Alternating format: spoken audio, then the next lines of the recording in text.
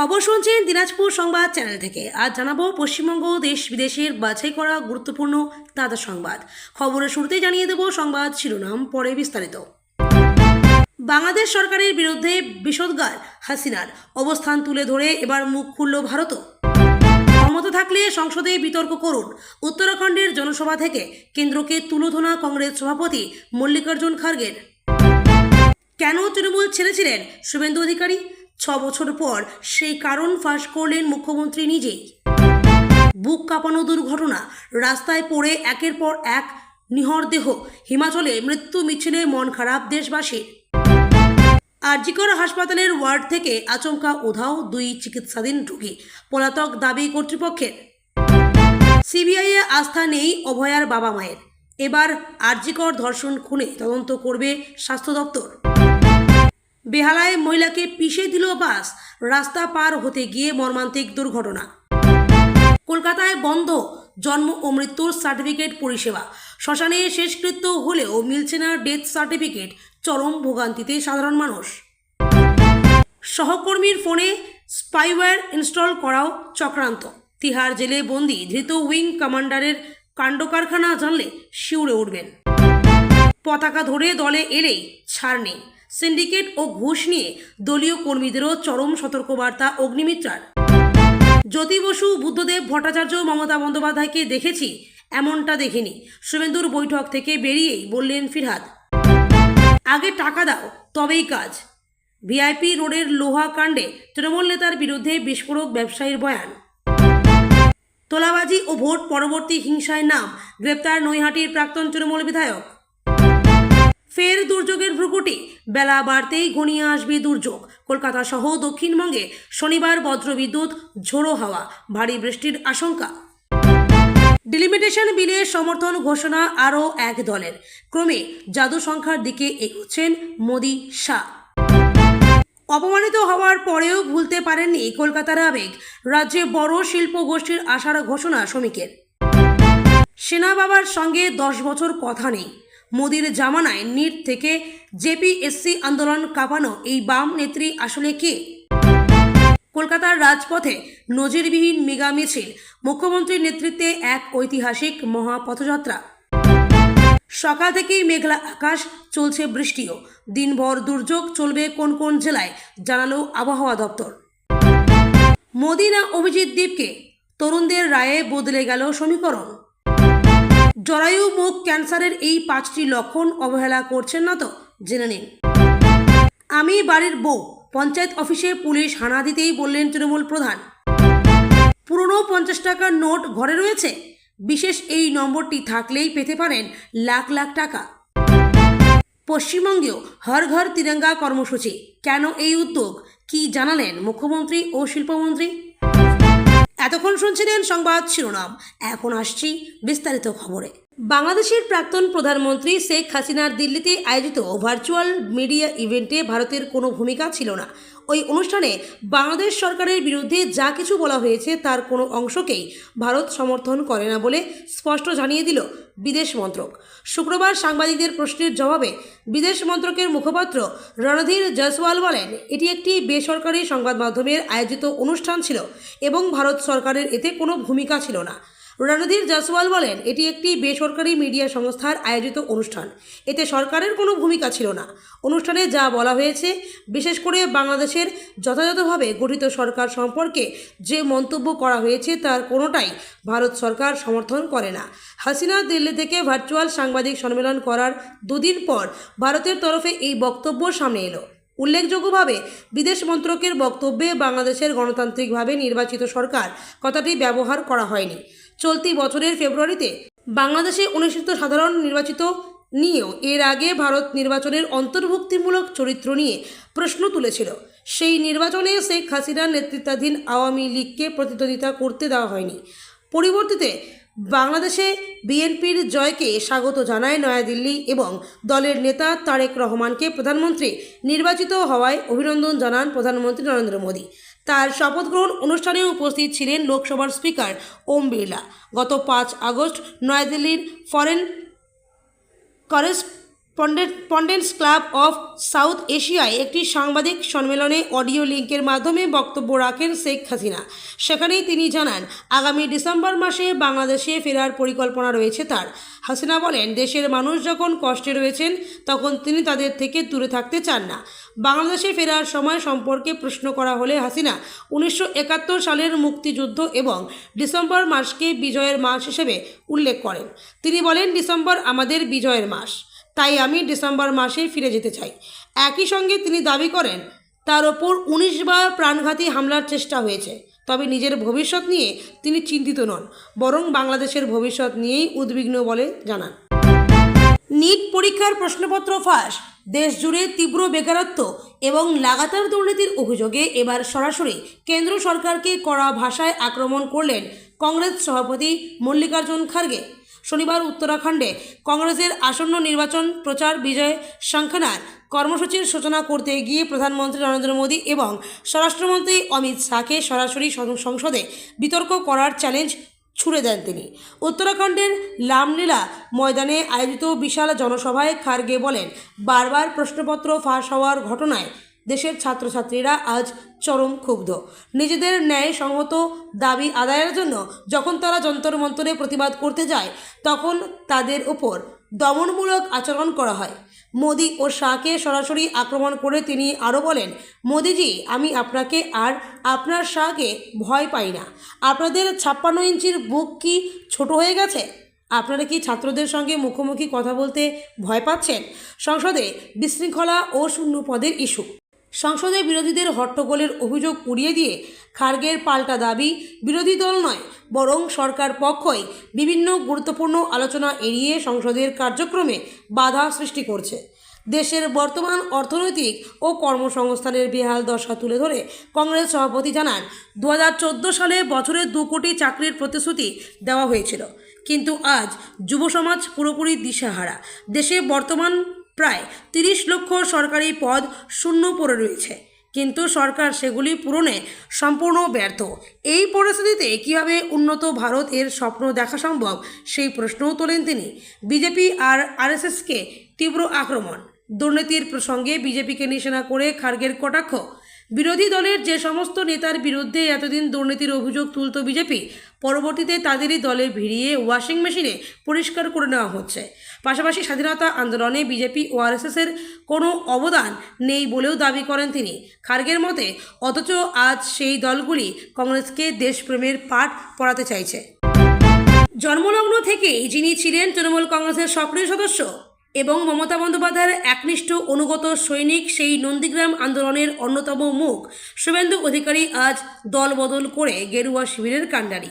মমতা বন্দ্যোপাধ্যায়কে বিধানসভা নির্বাচনে দুবার পরাজিত করার বিরল রেকর্ডও রয়েছে তার ঝুলিতে। এক সময়ের সেই দাপুটে নেতা সম্প্রতি নবান্নে পুরনো সহকর্মীদের সামনে ফাঁস করলেন তার দল ছাড়ার আসল ও চাঞ্চল্যকর কারণটি। শুভেন্দু অধিকারীর তৃণমূল ত্যাগের সেই দিনগুলো, সালটা 2020।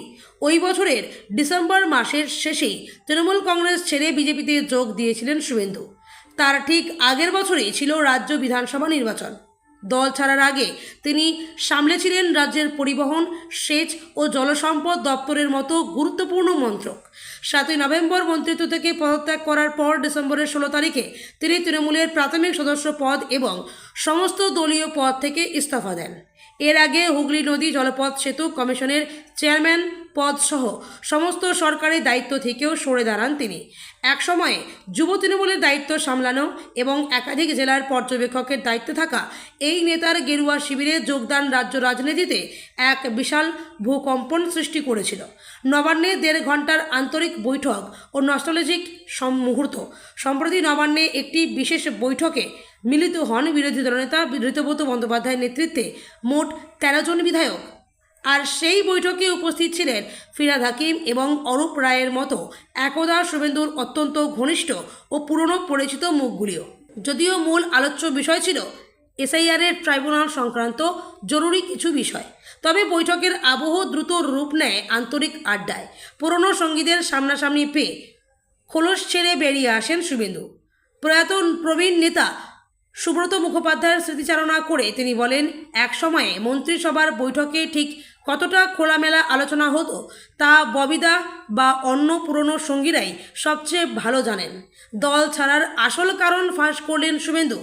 পুরনো সহকর্মীদের কাছে পেয়ে তৃণমূল ছাড়ার নেপথ্যে থাকা বহু চর্চিত কারণটি আরও একবার স্পষ্ট করেন শুভেন্দু অধিকারী। তার দাবি 2011 সালের 21শে জুলাইয়ের একটি বিশেষ ঘটনার পরে তিনি সিদ্ধান্ত নিয়েছিলেন তৃণমূলে তার পক্ষে আর থাকা সম্ভব নয়। শুভেন্দুর অভিযোগ, সেদিন প্রকাশ্য মঞ্চে বক্তব্য রাখার সময় আচমকাই তার হাত থেকে মাইক কেড়ে নিয়ে অন্য একজনকে দেওয়া হয়েছিল।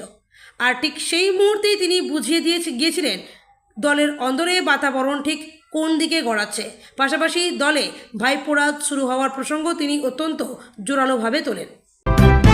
শনিবার সকালে ভয়াবহ বাস দুর্ঘটনায় মৃত্যু হলো অন্তত 8 জনের, আহত হয়েছেন আরও 10 জন।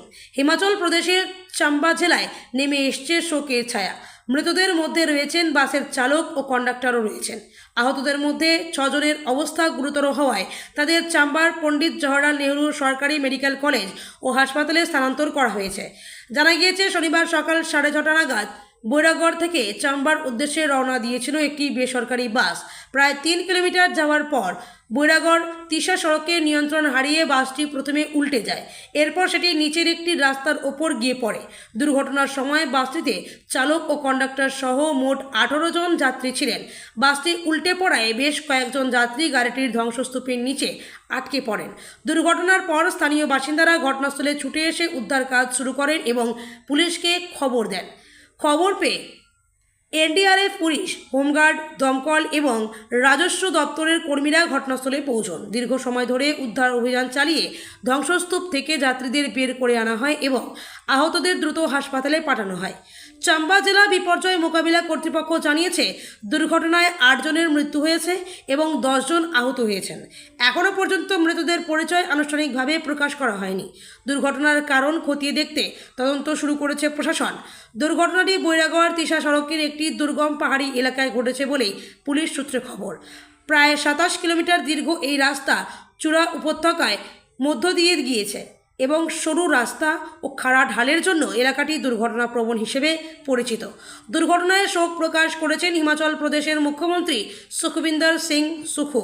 তিনি মৃতদের পরিবারের প্রতি সমবেদনা জানিয়েছেন এবং আহতদের যথাযথ চিকিৎসার জন্য জেলা প্রশাসনকে প্রয়োজনীয় ব্যবস্থা নেওয়ার নির্দেশ দিয়েছেন। এদিকে প্রবল বৃষ্টির জেরে হিমাচল প্রদেশের পরিস্থিতি আরও উদ্বেগজনক হয়ে উঠেছে। শনিবার পর্যন্ত রাজ্যে মোট 185টি রাস্তা বন্ধ রয়েছে। সিমলা আবহাওয়া দপ্তর সোমবার ও মঙ্গলবার রাজ্যের বিচ্ছিন্ন এলাকায় ভারী থেকে অতি ভারী বৃষ্টির সম্ভাবনায় অরেঞ্জ অ্যালার্ট জারি করেছে। আবহাওয়া দপ্তরের পূর্বাভাস অনুযায়ী আগামী 14 আগস্ট পর্যন্ত রাজ্যে বৃষ্টিপাতের প্রবণতা বজায় থাকতে পারে। হাসপাতালে চিকিৎসাধীন ছিলেন 2 রোগী, কিন্তু আচমকায় নিজেদের ওয়ার্ডের বেড ছেড়ে হাওয়া হয়ে গেলেন 2 জনে। এই ঘটনাকে কেন্দ্র করে কলকাতার আরজিকর মেডিকেল কলেজ ও হাসপাতালে ব্যাপক চাঞ্চল্য সৃষ্টি হয়েছে। হাসপাতাল কর্তৃপক্ষের দাবি, ওই 2 রোগী কাউকে কিছু না জানিয়ে হাসপাতাল চত্বর ছেড়ে চলে গিয়েছেন, অর্থাৎ তারা পলাতক। নিখোঁজ রোগীদের মধ্যে একজন পৌর এবং অপরজন এক নারী। পুলিশ ও হাসপাতাল সূত্রে জানা গিয়েছে, নিখোঁজ মহিলার নাম দীপান্বিতা রায়, চিতপুরের বাসিন্দা। তিনি আরজিকরের ট্রমা কেয়ার ইউনিটে ভর্তি ছিলেন। শুক্রবার রাত থেকেই তার আর কোনো হদিশ মিলছিল না। বিষয়টি বুঝতে পেরে তড়িঘড়ি চিতপুর থানায় লিখিতভাবে জানানো হয়। অপরদিকে নিখোঁজ পৌরের নাম বিমল ঘোষ জ্বর এবং হৃদযন্ত্রের জটিলতা নিয়ে অন্য একটি হাসপাতাল থেকে স্থানান্তরিত করে তাকে আরজিকরের মেডিসিন ওয়ার্ডে ভর্তি করা হয়েছিল। শুক্রবার পরিবারের লোকজন হাসপাতালে বিমলবাবুর সঙ্গে দেখা করতে এসে দেখেন বেডে তিনি নেই। তৎক্ষণাৎ বিষয়টি কর্তব্যরত নার্সদের জানানো হয়। চারিদিকে খোঁজাখুঁজির পরও কোনো সন্ধান না মেলায় শেষ পর্যন্ত পুলিশের লিখিত অভিযোগ দায়ের করে হাসপাতাল কর্তৃপক্ষ। কিন্তু কিভাবে নিরাপত্তা এড়িয়ে চিকিৎসাধীন অবস্থায় 2 জন উধাও হয়ে গেলেন, এই প্রসঙ্গে শনিবার হাসপাতালের এক আধিকারিক স্পষ্ট করেন, শুক্রবারই ওই 2 রোগীর ছুটি হওয়ার কথা ছিল হাসপাতালের নিয়ম অনুযায়ী। যাদের বিকেলের দিকে ডিসচার্জ করা হয় তাদের দুপুরের খাবার শেষ করে যাওয়ার পরামর্শ দেওয়া হয়। কিন্তু অনুমান করা হচ্ছে দীপান্বিতা ও বিমল 2 জনের কাউকেই খাবার না খেয়ে তার আগেই হাসপাতাল থেকে বেরিয়ে গিয়েছেন। তাই নিয়ম অনুযায়ী বিষয়টিকে অ্যাবসকন্ডিং কেস হিসেবেই পুলিশের খাতায় নথিভুক্ত করা হয়েছে। রাজ্যে পালাবদলের পর নতুন করে খুলেছে আরজিকর ফাইলস। নেওয়া হয়েছে একাধিক পদক্ষেপ। এবার অভয়াকে ধর্ষণ এবং খুনের ঘটনা তদন্ত করবে স্বাস্থ্য দপ্তরও। হাইকোর্টের নির্দেশে ঘটনা তদন্ত করেছে সিবিআই।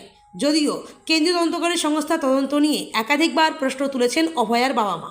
এহেন পরিস্থিতিতে পৃথকভাবে ঘটনা তদন্তে নামছে স্বাস্থ্য দপ্তর। শনিবার স্বাস্থ্য দপ্তরের সাংবাদিক বৈঠকে এমনটাই জানিয়েছেন স্বাস্থ্যমন্ত্রী সারদত্ত মুখোপাধ্যায়। তার কথায়, ঘটনার দিন রাতে, ঘটনার আগে এবং পরে ঘটনাস্থলে যারা গিয়েছিলেন তাদের তলব করে জিজ্ঞাসাবাদ করা হবে। কথা বলা হবে নির্যাতিতার অধ্যাপকদের সঙ্গেও।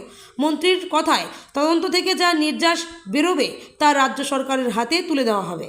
মুখ্যমন্ত্রী শুভেন্দু অধিকারী নির্দেশ দিয়েছেন, আগামীকাল 9 আগস্ট বাংলা জুড়ে সমস্ত স্বাস্থ্যকেন্দ্রে, সরকারি স্বাস্থ্য প্রতিষ্ঠানে পালিত হবে অভয়া দিবস।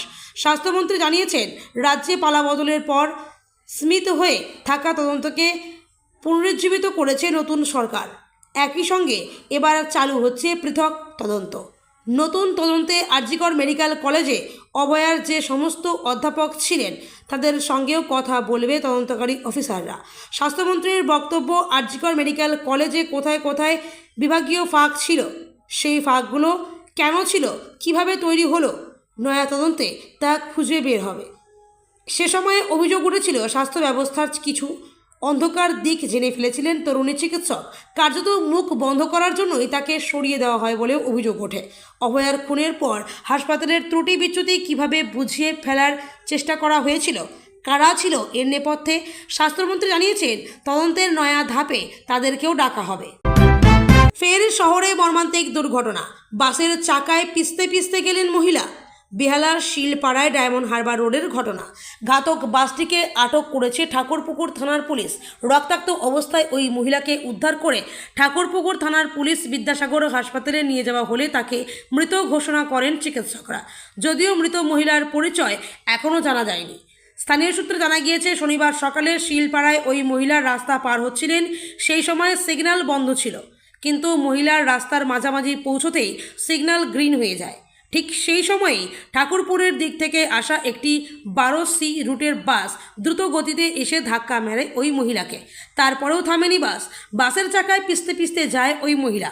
প্রত্যক্ষদর্শীদের দাবি, গতি বেশি থাকায় বাসের চালক নিয়ন্ত্রণ করা সম্ভব হয়নি। জন্ম ও মৃত্যু সংক্রান্ত অনলাইন পোর্টাল দীর্ঘ সময় ধরে বন্ধ থাকায় শহর জুড়ে তৈরি হয়েছে এক বিরাট সংকট। প্রিয়জনের শেষকৃত্য সম্পন্ন হয়ে গেলেও মিলছে না ডেথ সার্টিফিকেট। আবার অন্যদিকে বার্থ সার্টিফিকেটের জন্য আবেদন করেও মাসের পর মাস অপেক্ষা করতে হচ্ছে বহু মানুষকে। এর জেরে পেনশন তোলা, ব্যাংক অ্যাকাউন্ট সংক্রান্ত কাজ, বিমার দাবি মেটানো, সম্পত্তি হস্তান্তর থেকে শুরু করে পাসপোর্ট তৈরির মতো একাধিক জরুরি আইনি ও দাপ্তরিক কাজ পুরোপুরি আটকে গেছে। ভুক্তভোগীদের অভিজ্ঞতা ও হয়রানি। বেঙ্গালুরু থেকে বাবার মৃত্যুর খবর পেয়ে কলকাতা ছুটে এসেছিলেন শিলাদিত্য লাহিড়ী। কেওড়াতলা শ্মশানে সমস্ত নিয়ম মেনে শেষকৃত্য সম্পন্ন হলেও তিনি এখনও হাতে ডেথ সার্টিফিকেট পাননি। এমনকি অনলাইন লিঙ্কের মাধ্যমে সার্টিফিকেট ডাউনলোড করার কথা থাকলেও সেটিও তার মোবাইলে পৌঁছায়নি। বাবার শ্রদ্ধানুষ্ঠানের পর মাকে নিয়ে বেঙ্গালুরু ফিরে যাওয়ার কথা বললেও সার্টিফিকেট না পাওয়ায় তাকে বাধ্য হয়ে কলকাতাতেই আটকে থাকতে হচ্ছে। শ্মশানে যোগাযোগ করলে তাকে পুরসভায় যাওয়ার পরামর্শ দেওয়া হচ্ছে, আর পুরসভা থেকে দেওয়া হচ্ছে শুধু একটি ফোন নাম্বার। একই রকম চরম ভোগান্তির শিকার বালিগঞ্জের বাসিন্দা পরাগ সেনও। পরিবারের এক আত্মীয়ের মৃত্যুর পর কেওড়াতলা শ্মশান থেকে তাকে শুধুমাত্র শেষকৃত্যের খরচের একটি রসিদ দেওয়া হয়েছে। সার্টিফিকেট ছাড়া মৃত ব্যক্তির পেনশন চালু করা, ফ্যামিলি পেনশন, ব্যাংকের টাকা তোলা বা সম্পত্তি সংক্রান্ত কোনো কাজই করা সম্ভব হচ্ছে না। ফলে দিশেহারা হয়ে পড়েছে একাধিক পরিবার। শ্মশানে প্রতিদিনের কাজের চাপ ও স্তূপীকৃত সমস্যা। কলকাতা পুরসভা সূত্রে প্রাপ্ত তথ্য অনুযায়ী কেওড়াতলা শ্মশানে প্রতিদিন প্রায় 80 থেকে 100টি দেহ দাহ করা হয়। নিমতলা শ্মশানে এই সংখ্যাটি প্রতিদিন প্রায় 100 থেকে 120টি।